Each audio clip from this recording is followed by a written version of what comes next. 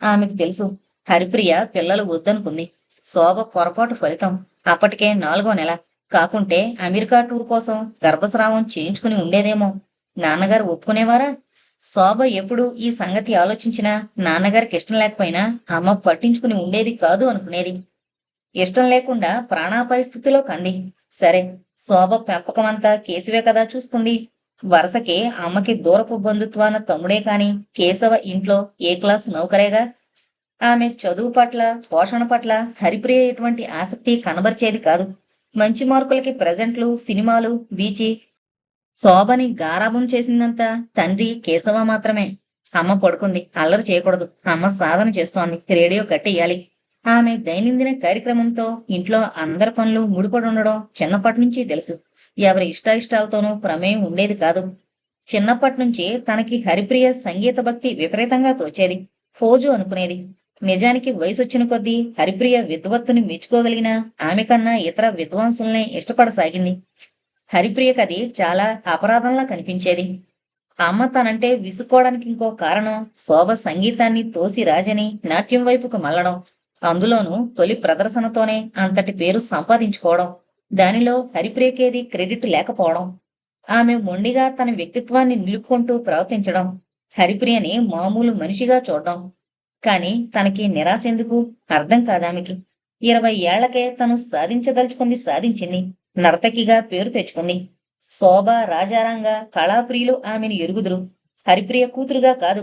ఇంకా ఏకాగ్రతగా చూపు మళ్లించకుండా ఎన్నాళ్ళు నాట్యంలోనే గడిపింది. కాని ఎన్నాళ్ళు హరిప్రియలాగే తను ఒక కళకే అంకితమైపోయి కీర్తి పొందాలన్న ఆశ లేదామెకి. తన జీవితానికి నాట్యమే పరమార్థంగా భావించడం లేదామె. స్త్రీగా ఒక కుటుంబానికి కేంద్రంగా, ఒక పురుషునికి భార్యగా గడపాలనుంది. అది జరగదని ఎందుకంత నమ్మకం తెలీదు. తనకి సంతోషంగా బ్రతకగలగడం అన్నది అసాధ్యం. హరిప్రియ తన కుటుంబం మీద ప్రసరించే ప్రభావం అటువంటిది. హరిప్రియకి అయిష్టమైన పనులు చేసిన వారెవరూ దాన్ని మరిచిపోలేరు. మరిచిపోనివ్వదు హరిప్రియ. శోభకి బాగా జ్ఞాపకం. తానెప్పుడు నాట్య ప్రదర్శనిచ్చి పలకరింపులు అవి ముయ్యకుండానే త్వరగా బయటపడాల్సి రావడం. హరిప్రియ భోజనానికి ఆలస్యం అవుతుందని, సుమని విసుక్కుంటుందని ఊరుకునేది శోభ. జరిగిన ప్రదర్శనలో తప్పొప్పులు, చర్చలు హరిప్రియ ఒక చూపుతో ఆగిపోయేవి. ఇప్పుడు తనకని ఓ ప్రత్యేక జీవితం. తను పిలుస్తోంది. సాదరాభిమానాలతో మెలిగే స్నేహితులు, స్వేచ్ఛ, సంతోషం, ఆత్మీయులు. తను నిర్ణయించుకోవడమే తరువాయి. ఎందుకీ శంక? ఈ సంతోషాన్ని తప్పక దుఃఖం ముంచివేస్తుందని నమ్మకం. మద్రాసు వదిలితే తన జీవితం కరిగిపోతుందని ఒక భావం ఎలా? ఆనందం పిలుస్తుంటే తన మనసు ఆత్మహత్య వైపు మొగ్గుతుంది. ఈ జీవితాన్ని ఎంత త్వరగా ముగించొస్తే అంత మంచిదనిపిస్తోంది. ఎందుకు? ఎలాగూ చివరికి చేరేది ఈ గమ్యాన్నే కదా. అందుకే అంతటి వేదాంతం ఎందుకు తనకి వయసులో? నవ్విపోతారు ఎవరైనా తెలిస్తే. శోభ ఢిల్లీకొచ్చిన 4వ ఆదివారం అది. లేస్తూనే గౌతమ్కో బ్రహ్మాండమైన ఐడియా వచ్చింది. రోజంతా పేకాడదాం అన్నాడు.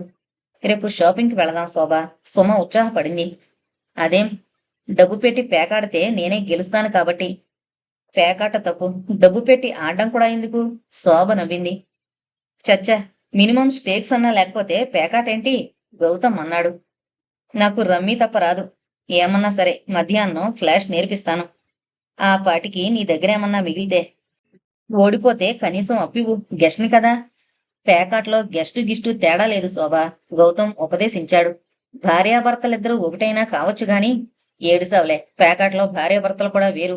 నాకు బాకీ పడితే ఈ భార్యాభర్తలను డైలాగులు ఊరుకోను. సొమ వార్నింగ్ ఇచ్చింది.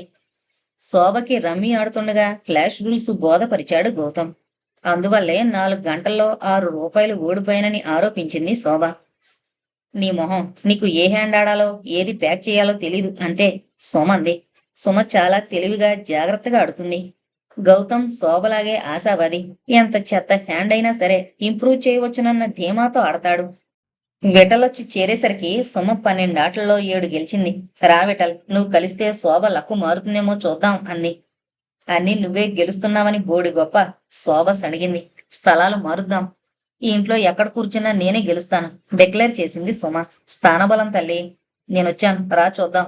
విఠల్ సవాల్ చేశాడు. విఠల్ గెలవకపోయినా విఠలొచ్చాక శోభ లక్కు మారింది. వరుసగా 3 ఆటలు గెలిచింది. అయినా సుమకి కనీసపు నష్టం అంతే. ఎలాగైనా నీ దగ్గర నుంచి హ్యాండ్ కలెక్ట్ చేస్తాను, శపథం పూనింది శోభ. అది నీ తరం కాదు, సుమంది. ఏం?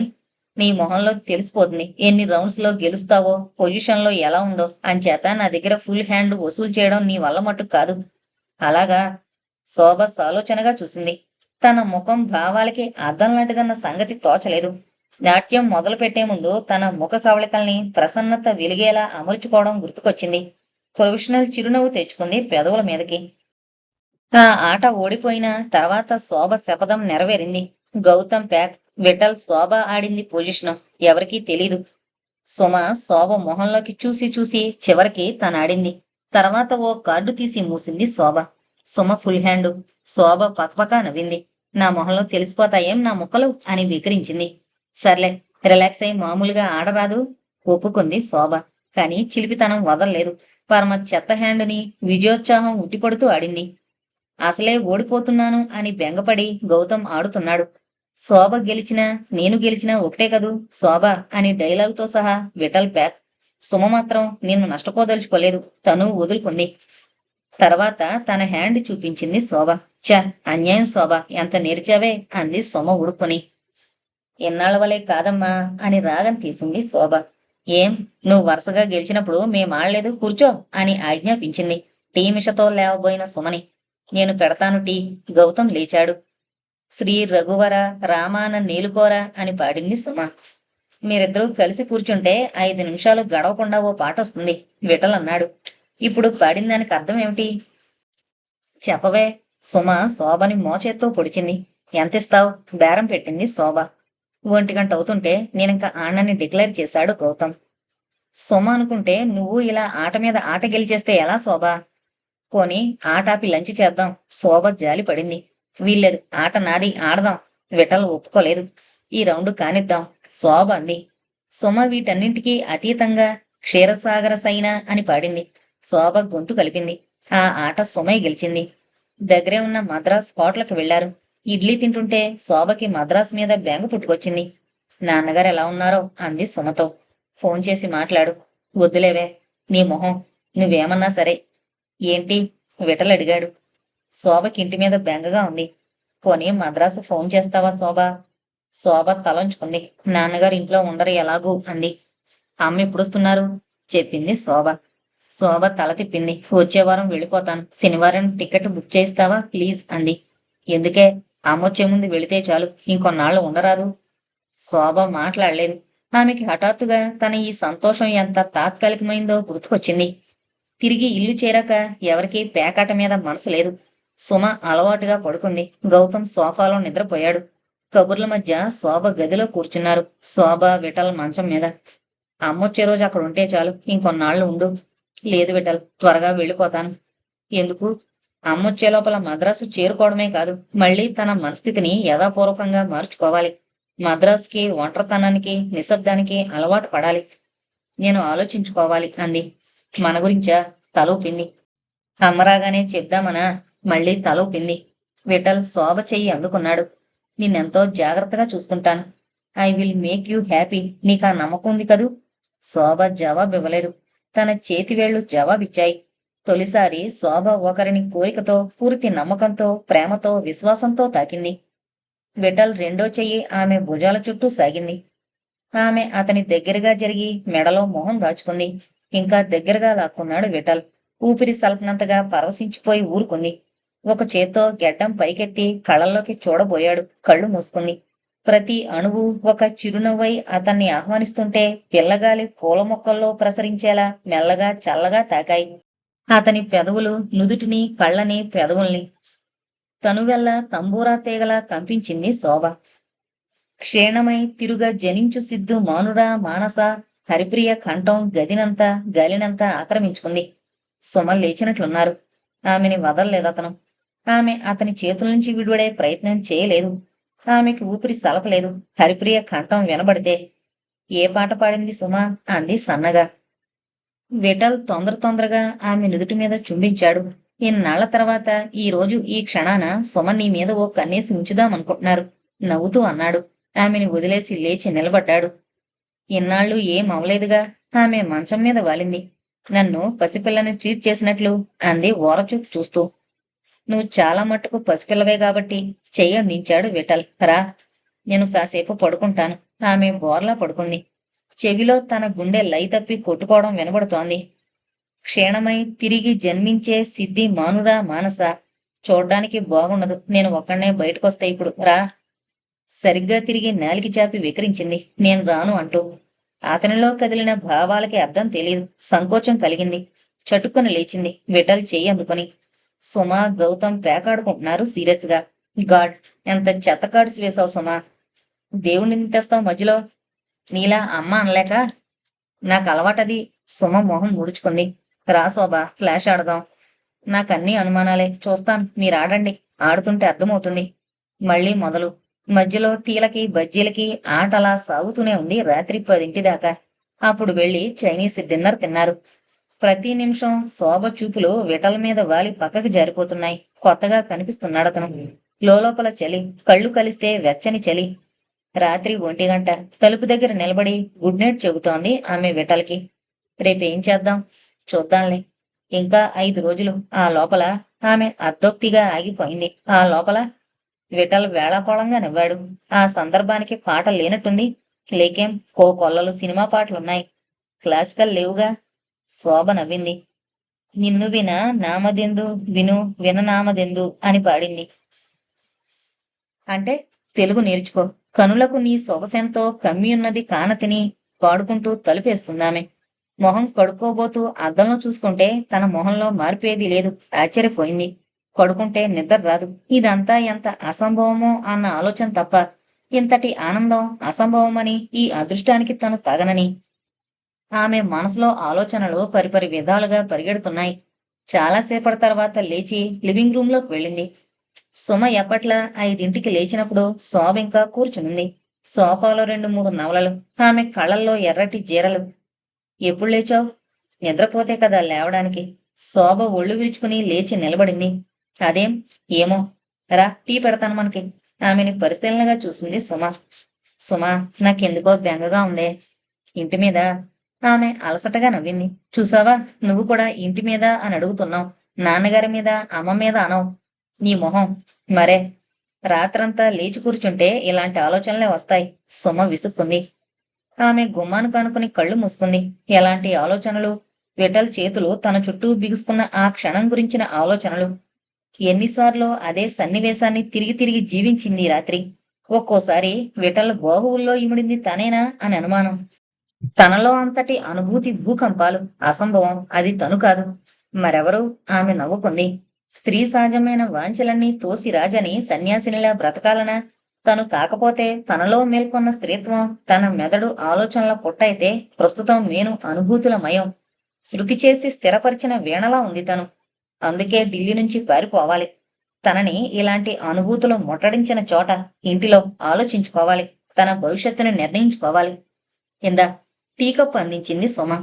ఓ చేతిని శోభ నుదుటి కానించి, అబ్బా, జ్వరంగా ఉందేం? ఏం లేదు.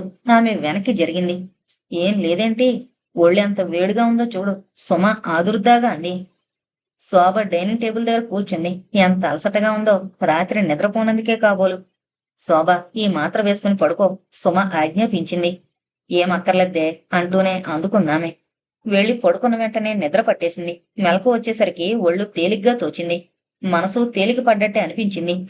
కళ్ళు మూసుకునే చప్పుళ్ళు వినసాగింది. సుమ కిచెన్లో పాడుతోంది. దాచుకోవాలైనా దాసరది. నుదుటి మీద ఓ చెయ్యి. సుమ కాదు, గౌతమ్ వెళ్ళిపోయి ఉంటాడు ఈ పాటికి. విఠల్ ముంగురులు సవరించి దవడ వంపుని ఆనుకుని వెచ్చగా ఆగింది. తల పక్కకు కదిపిందామె. నోరు అతని చేతిలో ఆనేలా. ఎలా ఉంది? నాకేం అవ్వందే. కళ్ళు తెరవాలని లేదు. సుమ జ్వరం వచ్చిందన్నారు. సుమ అన్నీ మ్యాగ్నిఫై చేస్తుంది. గుసగుసగా అంది. రాత్రంతా నిద్రపోలేదా? నేను రాత్రంతా నిద్రపోలేదు. విఠల్ చెయ్యి ఆమె నుదుటిని దాటి తల మీద ఆనింది. పాపం. నువ్వు తలుపు తడతావని ఎదురు చూస్తూ కూర్చున్నాను. ఆమె కళ్ళు తెరిచింది. విఠల్ మొహంలోకి చూసింది. అబద్ధం అంది. నిజం. ఎందుకు? విఠల్ తల వెనక్కి ఎగరేసి నవ్వాడు. ఏంటి విఠల్, జోకేంటి? సొమొచ్చింది గదిలోకి. శోభ చాలా మంచి మూడ్లో లేచింది. బద్ధకంగా ఒత్తిగిలిందామె. టైం ఎంత అంది. 11:30 అవుతోంది. బాబోయ్, లేచి కూర్చుందామె. ఏం పర్వాలేదు. ఇప్పుడు ఎలా ఉంది? నాకేం కాలేదంటే నమ్మవే. పొద్దుట ఎంత జ్వరం వచ్చిందో తెలుసా విఠల్? శోభ ఒప్పుకోదు గాని ఆమె బాత్రూంలోకి నడిచింది. నువ్వన్నీ గోరంతలు కొండంతలు చేస్తావు అంటూ. శోభ మొహం కడుకుని వచ్చేసరికి సుమ విఠల్కేదో చెప్తోంది. చెప్తే విందు. 103 డిగ్రీల జ్వరంలోనూ ఆడింది. అమ్మ తర్వాత నన్ను చెడామడా తిట్టారు. వారం రోజులు పడకేసింది. శోభకి జ్ఞాపకం వచ్చింది. తన అరంగేట్రం నాట్యమిచ్చిన తొలి సీజన్. 3 ప్రోగ్రామ్స్. చివరివి డిసెంబర్ 30వ తారీఖున. ఆ ఏడాది నుంచి వానలు. వాణిమహల్లో కచేరీలకి మోకాలి లోతు నీళ్లలో వెళ్లి వానలో తడిసి జలుబు చేసింది. చివరి ప్రోగ్రాం రోజుకి జ్వరం, ఒళ్ళు నొప్పులు. అమ్మకి తెలిస్తే క్యాన్సిల్ చేస్తుందని భయం, ఆడి తీరాలని పంతం. అమ్మకి చెప్పనని ఒట్టేయించుకుంది సుమచేత. మినిమం మేకప్తో ఆడింది. నీరసం కప్పిపుచ్చుకుంటూ తెల్లాన ఆడి ముగించి స్టేజ్ నుంచి రావడమే కుప్పకూలిపోయింది. ఆ పడింది మళ్ళా వారం రోజుల తర్వాత గాని మంచం దిగలేదు. ఆ రోజు ఎంచుకున్న ఐటమ్స్ అన్నీ క్లిష్టమైనవి, చాలా శరీర శ్రమతో కూడుకున్నవి. ఆ ప్రోగ్రాంకి మంచి రివ్యూలు వచ్చాయి. కారణం చాలా మంది క్రిటిక్స్. హరిప్రియ శోభకేమైంది అని హిస్టీరిక్స్ తెచ్చుకోవడం చూడడమే అని ఆమంటోంది. వాళ్ళెవరూ లేకపోతే హరిప్రియ విసుక్కునుండేదని ఆమెకు నమ్మకం. సుమా, టీ ఇస్తావా? టీ ఎందుకే, తినే రాదు. నేను పెట్టుకుంటానులే ఆమంది. నువ్వు విఠల్కి అలా చిలవలు పలవలు కల్పించి కథలు చెబుతూ ఉండు. నేను చెప్పిన దాంట్లో ఒక అతిశయోక్తి కూడా లేదు. సుమ లేచింది. నువ్వు కూర్చో, నేను పెట్టుకోగలను. విఠల్, నీకు కావాలా? విఠల్ తలూపాడు. నా కిచెన్లోకి ఎవరు అడుగు పెట్టడానికి వీల్లేదు. సుమ ఆమెని బలవంతంగా కూర్చోబెట్టి కిచెన్లోకి వెళ్ళింది. విఠల్ కేసి చూడడం ఇష్టం లేదామెకి. తల ఉంచుకుని పేపరు తిరగేసాగింది. సుమ ఏం చెబుతున్నారో తెలుసా? స్టేజ్ మీద మనిషివి నువ్వు పూర్తిగా మారిపోతావట. మరే, రెక్కలు మొలుస్తాయని చెప్పలే. పేపర్ నుంచి తలెత్తి నవ్వింది శోభ. ప్రేక్షకులతో పూర్తిగా ఇన్వాల్వ్ అయిపోతావని అన్నారు. కాకపోతే డ్యాన్స్ ప్రోగ్రాం ఇవ్వడం దేనికి? శోభ పేపర్ మడిచేసింది. నాట్యం చేయడం ఆడియన్స్ కోసమే కదా. ఎవరో చూడనక్కర్లేదు. చూసినా ఎవరికి నచ్చకపోయినా పర్వాలేదు. నా ఆత్మానందం కోసం నేను ఆడుతున్నాననుకుంటే ఆడియన్స్ ముందు ఆడడం దేనికి? శోభకి ఈ పాయింట్ చాలాసార్లు వాదించిన అలవాటు. నాట్యకళ చరిత్రను చూసినా మనకి అదే కదా అర్థమయ్యేది. ప్రేక్షకులు లేకుండా ఎవరూ ఎప్పుడూ ఆడలేదు. ఆత్మానందం అన్నది నాట్యంలో సెకండరీ. ఒక్క తంబూరా పట్టుకుని కూర్చుని ప్రార్థనగా పాడుకోవచ్చు, సంగీతోపాసన అనొచ్చు. నాట్యం అన్నది అలా రత్తి కట్టదు. అదొక సమిష్టి కళ. నాట్యాన్ని వృత్తిగా స్వీకరించే వాళ్ళకి ప్రేక్షకుల్ని అలరింపజేయగలగడంలోనే తృప్తి ఉంటుంది. ఒక రసానుభూతిని సృష్టించగలగడమే వారి కృషికి సాఫల్యం. అదే న్యాయం. ఆ తృప్తి అక్కర్లేని వాళ్ళు ప్రజల ముందు నాట్యం చేయనక్కర్లేదు. ఇంటిలో సాధన చేయడం నా కోసం, ఇంప్రూవ్మెంట్ కోసం. పాఠాలు నేర్చుకోవడం, గురువుగారి ముందు ఆడడం ఆత్మ పరిశోధన లాంటిది. మనం ఎంత ముందుకొచ్చాం, ఎక్కడ కుంటుపడుతున్నాం అన్నది చర్చించుకోవడం లాంటిది. కానీ నాట్య ప్రదర్శన ఇవ్వడం ప్రేక్షకుల కోసం. విమర్శకుల మెప్పు పొందడం నా అవుట్లుక్ కాదు. ఆడేటప్పుడు చూసిన వాళ్ళు ఆనందించారా లేదా అన్నది, వాళ్ళకు నేను చెప్పే కథ, అభినయిస్తున్న సన్నివేశం అర్థమైందా లేదా, నేను తయారు చేస్తున్న మూడ్ని వాళ్ళు చేరుకోగలుగుతున్నారా లేదా అన్నది నాకు ముఖ్యంగా తోస్తుంది. సుమ టీ తేవడంతో శోభ తన ప్రసంగా నాపింది. ఏంటి లెక్చరిస్తున్నావు? శోభ నవ్వేసి ఊరుకుంది. శోభకి చెప్పావా విఠల్? సుమ అడిగింది. ఏంటి? ఆమె అనుమానంగా అంది. గౌతమ్ ఫోన్ చేశాడు. శనివారానికి దొరకలేదట. విఠల్ టీ అందుకుంటూ అన్నాడు. శోభ మొహంలో నిరాశ ముసిరింది. ఆత్రం వెళ్ళిపోవాలని. చూడండి ఎంత డిసప్పాయింట్ అయిందో. శోభకి మద్రాసు వెళ్ళిపోవాలని విఠల్ అన్నాడు. శోభకి చేతకాని ఉక్రోషం. టికెట్లు దొరకపోతే ఎవరేం చేయగలరు? ఇంకెప్పటికి కొన్నాడట? నిన్నడిగి చేయొచ్చునని ఊరుకున్నాడట. ఛ, విసుక్కుంది. ఎప్పటికి దొరికితే అప్పటికే బుక్ చేయించి ఉండొచ్చుగా. నీకిక్కడ బోర్ కొడుతున్నట్టుంది. అలా కాదు, కానీ మద్రాసు పిలుస్తోంది. పోనీ మనం వెళ్ళి చూసొద్దామా సుమా? అబ్బా, ఏంటి ఆరాటం? సుమ కసిరింది నవ్వుతూ. శోభ, నువ్వంత కంగారు పడిపోకు. శనివారానికి రిజర్వేషన్ అయింది. నిన్ను ఫూల్ చేద్దామని. ఆమె కోపం తెచ్చుకుంది. సారీ. ఆమె మాట్లాడలేదు. పేపర్ విప్పింది. అలిగితే భాగ్యమాయే అని రాగం తీసింది సుమ. విఠల్కి ఓ కేసెట్ నిండా పాడి పెట్టాలట. తన సిస్టమ్ చాలా బాగుంటుందట కదా. నేను పాడను. పేపర్ నుంచి తలెత్తకుండా అంది. విఠల్, నా 10 రూపాయలు ఇచ్చే. సుమ నవ్వింది. నువ్వలా నేను పాడనంటావని బెట్ కట్టాను. నా కోపం వస్తే భైరవిలో దర్బారు పాడతాను, జాగ్రత్త. ఆమె టీ కప్పులన్నీ తీసుకుని కిచెన్లోకి వెళ్ళింది విశ్వేశ. సుమ నవ్వుతోంది వెనక. ఎంత వేళకోళంగా ఉంది వీళ్ళకి అనుకుంది. ఇలా రా శోభ, విఠల్కి చెప్పు అంది సుమ. నేనెందుకు చెప్పాలి? నువ్వే చెప్పు. రా శోభ, బీ స్పోర్టివ్. ఆమె కూర్చుంది. అది అమ్మ ఫేవరెట్ జోకు అంది. మద్రాసులో ఒక కురురుద్దీన్ లాంటి విద్వాంసుడున్నాడు. చాలా సాంప్రదాయంగా పాడతాడని పేరు. అమ్మకి ఆయనకు అసలు పడదు. ఆయన పాపం ఓ సభలో పాడుతున్నాడు. అమ్మ ఆ రోజే కచేరీకి వెళ్ళింది. అమ్మని చూసిన తత్తరపాటు వల్లో, నిర్లక్ష్యం వల్లో, మురుపు వల్లో పాపం ఆయన దురదృష్టం. స్వర ప్రస్తారాలు పాడుతూ భైరవిలో దర్బారు ప్రయోగం దొర్లించాడు. అమ్మ చాలా డ్రమటిక్ గా చెవులు మూసుకుని లేచి బయటకు వచ్చేసింది. అదే పేపర్లన్నీ చాలా రాశాయి. పాపం దర్బారులో గాగారిస నీనీదప అని ప్రయోగం వస్తుంది. శోభ దర్బారు పాడింది అవే స్వరాలు భైరవిలో. కాని దైవతం మారుతుంది. భైరవిలో ఈ ప్రయోగం రాదు. గారి నని దప గారస అని పాడతారు. భైరవి పాడింది శోభ. క్రిటిక్స్ హరిప్రియ కలిసి అతని జన్మలో ఆ తప్పుని మర్చిపోనివ్వరు. సుమ నవ్వింది. ఆ రోజు ఫిడేలు వాయించిన ఆయన ఫోన్ చేసి అమ్మా నేను సరిగ్గానే వాయించాను విన్నారా అని అడిగాడు. అమ్మ ఫ్యాన్స్ ఫ్రెండ్స్ అంతా ఆయన పేరెత్తితే భైరవి సణుగుతారు. పాపం మద్రాసులో భైరవి పాడడం మానేశారాయన. నాకేం పాడతావ్? శోభ ఆలోచించింది. కేదార గౌళ పాడనా అంది. హిందోళం పాడవే. నాకు విసుగు బాబు. అమ్మ పాడి పాడి హిందోళంలో కొత్త ఐడియాలు రావడం మానేశాయి. ఆమె లెక్కలు కట్టింది. కానడం వర్ణం, ఓ చిన్న కీర్తన, కేదార గౌళ ఆలాపన కృతి, స్వరాలు గంటన్నర పాడడానికి. సుమ కళ్ళల్లో నీళ్లు తిరిగాయి. హరిప్రియ కూతురు అనిపించుకుంటోంది. ఆ ప్రొఫెషనల్ టచ్ ఎక్కడికి పోతుంది? తొలిసారిగా పాడబోతున్న రికార్డింగ్ కి ఎంత సరదాకే అయినా శోభ ప్రిపేర్ అయ్యే వరసంతా హరిప్రియ పద్ధతే. వచ్చే ఏడాదికి కచేరీలే ఇస్తావు కాబోలు. ఆమె నవ్వింది. ఎవరు తెలియబోయేరు అని పాడింది. ఆ సాయంత్రం విఠల్ ఫ్లాట్ లో చాలా సీరియస్ గా రికార్డింగ్ జరిగింది. అమ్మ వింటే గుండెలు బాదుకుంటుంది అంది. అంతా పాడాక ఆమె. నన్ను చంపేస్తారమ్మా ఇలాంటి తప్పు జరిగితే, సుమ అంది. పాత రోజుల్లో ఇలాంటి తప్పు జరుగుండేది కాదు అనుకుంది సుమ. తాళం వేయడం గతి తప్పి స్వరాలు పాడుతుంటే శోభకి తికమక. తాను తాళం వేస్తోంది. ఎవరి తాళం కరెక్టో తెలీదు, ఇరుకున పడింది. హరిప్రియలాగా మొదలెట్టాక ఆపడం ఏంటన్న మొండితనంతో పాడేసింది. తర్వాత విని చూస్తే ఆమె తాళమే కరెక్టు. సుమ కొంచెం స్పీడ్ ఎక్కింది. ఆ తప్పు స్వరాలు పాడుతుంటే సాధారణంగా జరిగేదే. హరిప్రియ మట్టుకు ఒప్పుకోదు. మెట్రో సోమ్తో ప్రాక్టీసు చేయించేది. సుమ లేచింది. గౌతమ్ వచ్చే వేళయింది అంది. శోభ తను లేవబోయింది. ఇది ఇంకోసారి పూర్తిగా వింటానన్నావుగా విఠల్ అన్నాడు. నాకంతా బానే తోచింది. రివైండ్ చేస్తున్నాడు విఠల్. ఎప్పుడన్నాను అనబోయిందామె. వినేసిరా కదిలింది సుమ. సుమని వెళ్ళనిచ్చి శోభని మెత్తగా ముట్టాడు విఠల్. నీకు నాతో కాసేపు గడపాలని లేదు? లేదు. ఇయర్ ఫోన్స్ తగిలించుకుంది శోభ. అవెందుకు? వినడానికి. నాకు తెలిసి 3 చోట్ల తప్పులు దొర్లాయి. ఇయర్ ఫోన్స్ తప్పించాడు విఠల్. గంటన్నర సేపు నీ పాట వింటావా? అందుకే కాబోలు సుమ నిన్నిక్కడ వదిలి వెళ్లారు. శోభ కళ్ళు వాల్చుకుంది. ఎందుకో సంకోచంగా సందేహంగా ఉంది. అయిష్టంగా అతన్ని అనుసరించింది. కూర్చో. విఠల్ ఎదురుగా మోకాళ్ళ మీద కూర్చుంది శోభ. నేను చెప్పబోయేది చాలాసేపు పడుతుంది. అంతసేపు ఇలాగే కూర్చుంటావా? శోభ కాలు పక్కకు ముడుచుకుని కూర్చుంది. చెప్పు అంది. నా దగ్గరగా కూర్చోవా? వద్దు. విఠల్ నిట్టూర్చాడు. అతని కళ్ళు శోభ కూర్చున్న తీరుని పరిశీలిస్తున్నాయి. ఓ చేతిని తిన్నగా నేలకాంచి కూర్చుంది. రెండో చెయ్యి అతి సహజంగా పాదాల మీద ఆనుంది. నేనిలా చెక్కుతాను. శోభ నవ్వింది. అదేనా చెప్పబోయింది? విఠల్ చేయి జాచి శోభ మొహాన్ని అటు ఇటూ కదిపాడు. ఇలాగే ఈ తీరులోనే చెక్కుతాను. సరే. పెళ్ళయ్యేదాకా ఆగడం తలుచుకుంటేనే బాధగా ఉంది. ఎంత త్వరగా మొదలు పెడితే అంత తృప్తిగా ఉంటుంది. నా శిల్పానికి మన పెళ్లికి సంబంధం ఏమిటి? మన పెళ్లిలో శోభ ఒక వింత థ్రిల్. విఠల్ సహచర్యం సంసారం.